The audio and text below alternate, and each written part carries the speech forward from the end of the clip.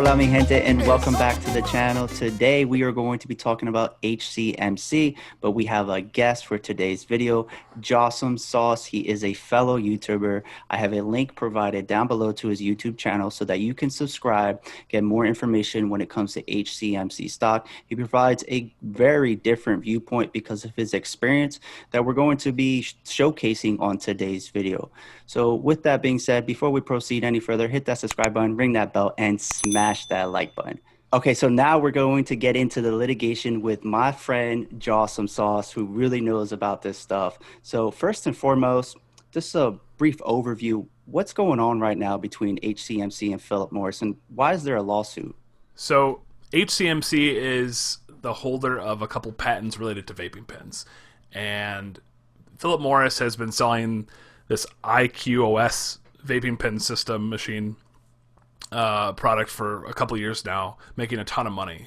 It's the only product that's been approved by the FDA in the U.S. to be a healthy alternative to smoking, technically, based on how they classify that. So it's been marketed all over the world, making a ton of money for Philip Morris. HCMC claims they hold the patent to that Philip Morris has infringed upon it, so they're suing them, taking them to court. What they're asking for is basically money. It's called a reasonable royalty. It's a pretty standard damages, a standard amount of money you'd ask for in a patent case. You just want to be paid the license fee, basically. So that's what's going on in the case here. Interesting. So there's been a lot of news about a motion to dismiss. When that news dropped, the stock dropped with it. But isn't that an overreaction? Because is that standard practice for litigations? Yeah, just like you said there, that's exactly right. Motion to dismiss in a major case, that's a template that every lawyer has ready to file. It gives you some extra time to respond to the complaint, to the lawsuit. It gives you some time to think about your defenses. It's a Hail Mary attempt that, hey, maybe we'll just get this out of court right away. For those of you who don't know, a motion to dismiss, it's, you're filing a document basically asking the court to throw out the whole case for not even being worth the time. So Philip Morris is here trying to say that HCMC's patent doesn't really relate to this, or they don't even know there's a patent, so they couldn't have infringed upon it. So they're trying to get rid of it, but this is just something you always do. And there's almost no chance, I mean, anything can happen, right? But there's almost no chance it's going to be granted. So it's more of a delay that should have had no effect on the stock, really. Gotcha. It seems like standard of practice, what should happen. So things moving as they should. What's the timeline or is there a timeline for HCMC to respond to this motion to dismiss? And if they don't respond, does that mean that the lawsuit is over?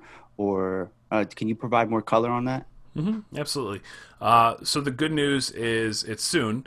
March 15th is the deadline for HCMC to respond to the motion. It's also the date that they have to file their earnings report. So a lot of things are going to happen in the next week or two related to HCMC in that context. In the case of having to file, they don't actually have to respond to this motion in particular. Other times, if you don't respond, you automatically lose. This isn't one of those, but you're going to see a response. They're going to reject some of the claims there. They're going to argue back. Another thing you might find is they're just going to change their lawsuit. It's called a complaint. The document they file, it's called the complaint there. They might just refile what's called an amended complaint. And the amended complaint's just going to pretty much refute the dismissal claim. If Philip Morris is saying, hey, you don't have this in your document, they'll just put it in the document, and that'll dismiss the motion right away. Cool. So it seems like everything's going as it should, standard of practice. But interesting enough, with HCMC, and this is pure speculation on my part, from just a share price activity perspective, if HCMC dropped off of the motion to dismiss, which is standard practice, HCMC might pop if they respond to this motion to dismiss, which could be happening soon. So that could be a potential catalyst, even though it really shouldn't be. But the way that the stock has been behaving, who knows? But we're going to find out pretty soon, I guess, right? Also, I saw from doing some due diligence that there's another lawsuit against Philip Morris for the same product. Do you know anything about that? Did you do any research on that? Yeah, and it's pretty fascinating. So the other company involved it's R.J. Reynolds, but they're a subsidiary of British American Tobacco, so they've been around forever. And Philip Morris and R.J. Reynolds have been fighting for forever, since the existence of tobacco, basically, in a commercial sense. And they're suing each other all the time. And so, going back to HCMC, talking about erratic behavior of stock and people reacting to lawsuits, if we look at this other lawsuit with British American Tobacco, BAT, and Philip Morris, they've had filings like every week for the last year and a half. So if that's going to happen at HCMC, everybody's going to kind of relax a little bit, look at what the documents actually mean. We're always here to talk about it too. There's going to be a lot of them. So, if we're looking at like a stock up and down for every document, it could be a wild ride in that sense. But, I can't predict what's going to happen with it. I'm only here for the legal side of things. Sure, it might be a trader's paradise if it goes up and down, up and down. But long term, I think a lot of people are probably holding this in hopes that they get some kind of settlement or they win the case, because that could help with the share price if they get some revenue from this. Royalties would be nice, but something to keep an eye out on for sure. And this other case, the BAT case, they're asking for money, but they're also asking for what's called an injunction. They're just trying to stop Philip Morris from selling that product, which is different. HCMC just wants the money. They're not asking for the stop. They want to keep those license fees going. They want that fee to go on in perpetuity. Keep that money flowing.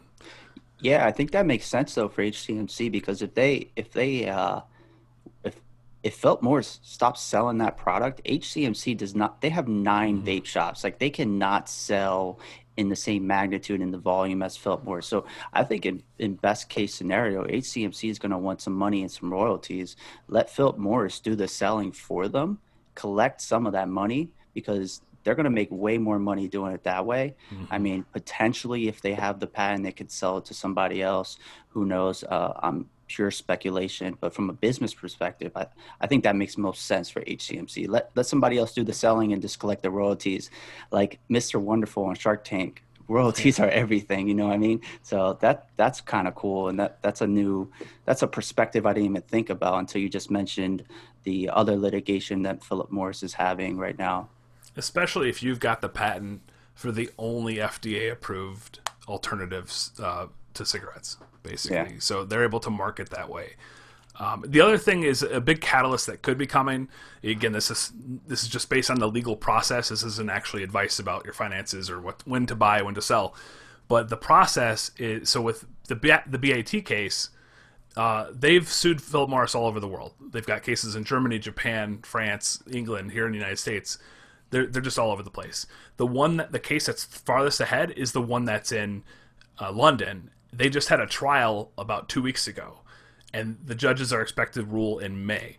And that's on a similar issue, whether those patents are good, whether the patents are infringed upon by Philip Morris. So in May, we might get a ruling in London that will entice one of the parties to want to settle a little more. If Philip Morris loses the case in London, they might be more willing to settle with HCMC here in the States.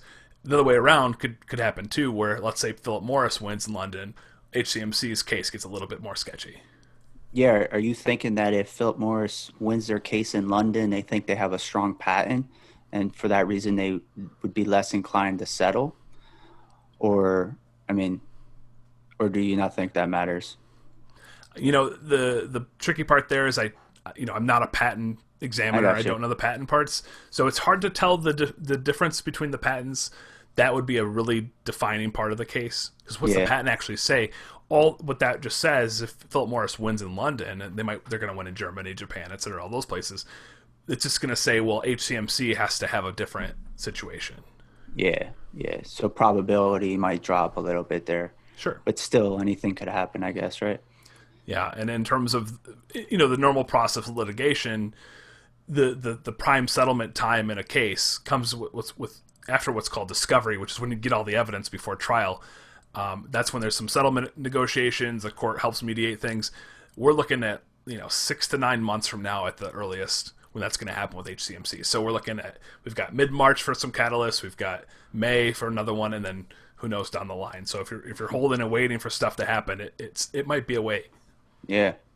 Yeah, and that's interesting too, because sometimes stocks lose their hot streak and people start moving on to the next shiny thing. And I mean, it could be a benefit for potential people that want to get in this long term. Maybe we see a drop in the share price because people start getting impatient. Um, we'll have to see. All right, so that pretty much wraps it up for this video. Stay tuned for some more on HCMC. I want to thank you for coming on to the channel today. You were a great guest. You provide really good information to the viewers out there, and I thank you so much for that. But with that being said, guys, that wraps it up for the video. Make sure that you go and follow Jossum Sauce YouTube channel, subscribe to his channel for more great content from a lawyer's perspective when it comes to stocks, so that you can probably make a better decision investing or trading in the stock market. But with that being said, you know the deal. It's been real. It's been fun. It's been real fun. And this is We Are Investing. And together we are invincible. See ya.